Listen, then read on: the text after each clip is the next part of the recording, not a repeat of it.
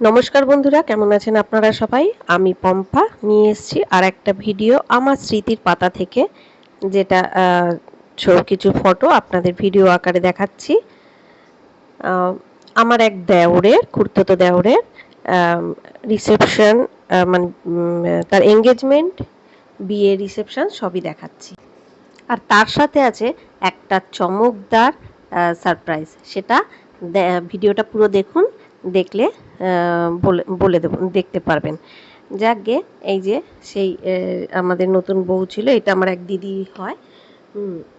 আর আমরা সব যে যার মতন, ওই মেয়েদের যেটা অভ্যাস একটু ছবি তোলা।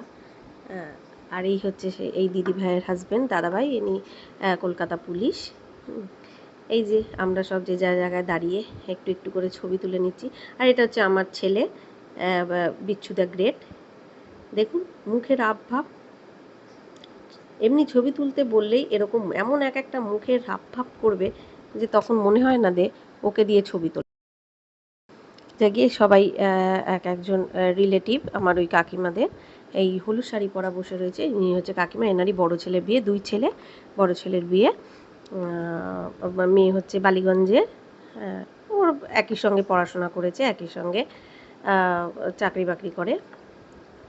আর এই যে এইখানে যে সবুজ শার্ট পরা, এটা হচ্ছে আমার হাজব্যান্ড। আর এই হচ্ছে আমাদের বধূ। এটা হচ্ছে বালিগঞ্জেই, ওখানটায় এতে এঙ্গেজমেন্টটা হয়েছিল, সেইখানটায়,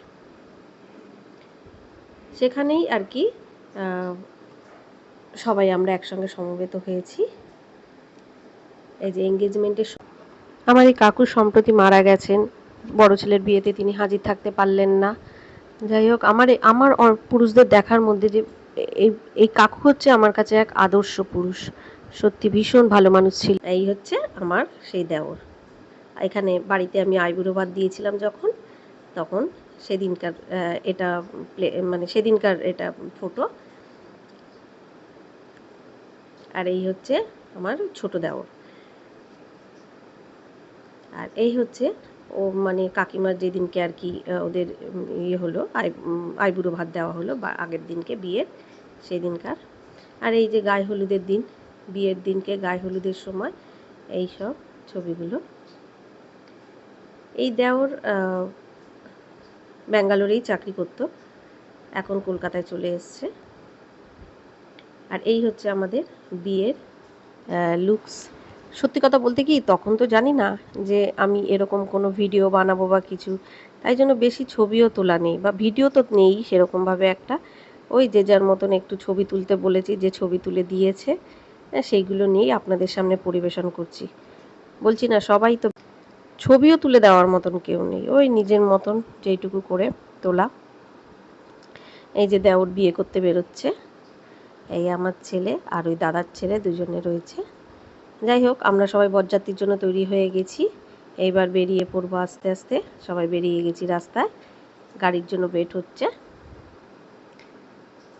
এই হচ্ছে মেয়ের বাড়ি। মেয়ের বাড়িতে এই যে সব সাজগোজ, বাড়ি না, এটা ওদের ভিলা ভাড়াই হয়েছিল, সেইখানটাই হচ্ছে বিয়েটা। তো এই হচ্ছে আমাদের বউ। এখন এ রয়েছে, ইনি এখন আমেরিকায় রয়েছে, চাকরি মানে কর্মসূত্রে সেখানে রয়েছে আপাতত এখন। আর এখানে যে আমরা সব যে যার মতো ফটোশ্যুট করছি একটু একটু।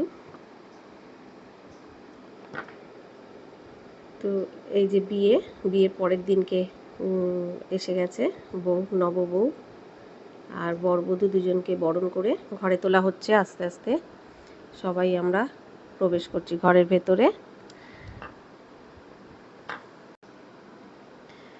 ব্যাস হয়ে গেল, এই সব নিয়মকানুন ছিল সেইটুকু হয়ে গেল।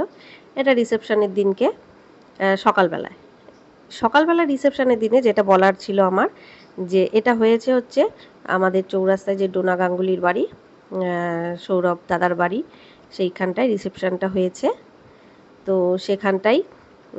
সেখানকারই কিছু ছবি দেখাবো, যেটা হচ্ছে আমি খুব দূর থেকে তুলেছিলাম।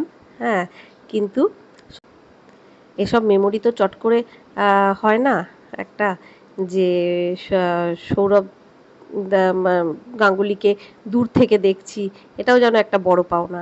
এই যে সৌরভ গাঙ্গুলির বাড়ির যে গাড়ি দেখালাম, ওই যে বাড়িটা, এপাশে ডোনা গাঙ্গুলির বাড়ি, ওপাশে সৌরভ গাঙ্গুলির বাড়ি, তো দাদার বাড়ি।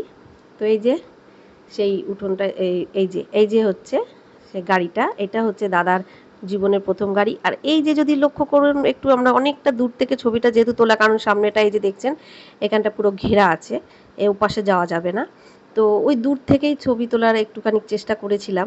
দাদা জিম করছে এখানটায়, দেখুন। এটা একটা বিশাল বড় পাওনা ছিল আমাদের। দুপুরবেলাও একবার এসছিলেন উনি, ওনার মিটিং ছিল ওইখানটায়, তো কিন্তু আমার সৌভাগ্য হয়নি তখন দুপুরবেলা দেখা, কিন্তু রাত্রিবেলা একটু দেখে ফেলেছিলাম। তো সেইটাই ক্যামেরাবন্দি করে রেখেছি। এটা একটা স্মৃতি আমার কাছে, বিশাল বড় পাওনা একটা। তো এই যে রিসেপশনের দিন আমরা সবাই এবারে সেজেগুজে সব ছবি তোলা হচ্ছে। তো সত্যি কথা বলতে এইটা আমার কাছে একটা বিশাল বড় পাওনা। জানি না কার কাছে কীরকম মনে হয়, কিন্তু আমার কাছে এটা একটা বিশাল বিশাল বিশাল বড় পাওনা যে আমি দাদাকে দূর থেকে হলেও দেখতে পাচ্ছি। এই যে এটা হচ্ছে মানে ডোনাদির বাড়ি, সেইখানটা দাঁড়িয়ে ছবি তোলা, এটাও একটা বড় পাওনা। যাই হোক, আমার ভিডিওটা যদি ভালো লেগে থাকে একটু লাইক, কমেন্ট আর একটা সাবস্ক্রাইব অবশ্যই করে দেবেন প্লিজ। আমাকে আপনাদের সঙ্গে নিয়ে চলুন, আমি আপনাদের সঙ্গে না চলতে না পারলে আমি এগোতে পারবো না। আর আপনারা যে যেখানেই থাকবেন সুস্থ থাকবেন, সাবধানে থাকবেন, এইটুকুই নিয়ে। আবার যদি কোনো আমার ভিডিও থেকে আরও স্মৃতির পাতা থেকে কিছু বেরিয়ে আসে, তো আপনাদের সঙ্গে আমি সেটা অবশ্যই শেয়ার করব। কারণ সত্যি কথা বলতে আমার তো আর সেরকমভাবে কিছু দেওয়ার নেই, এইগুলোই, এই ভিডিওগুলো।